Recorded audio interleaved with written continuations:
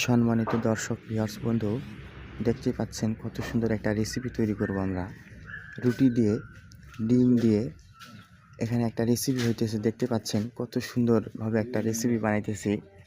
তো সকালের নাস্তা আপনাদেরকে দাওয়াত রইল, নাস্তা খেয়ে যাবেন। আর যদি নাস্তাটি বা রেসিপিটি ভালো লাগে তো অবশ্যই শেয়ার করবেন, শেয়ার করে অন্যকে দেখার সুযোগ করবেন। আর আমার থেকে ভালোবাসা নিয়ে যাবেন।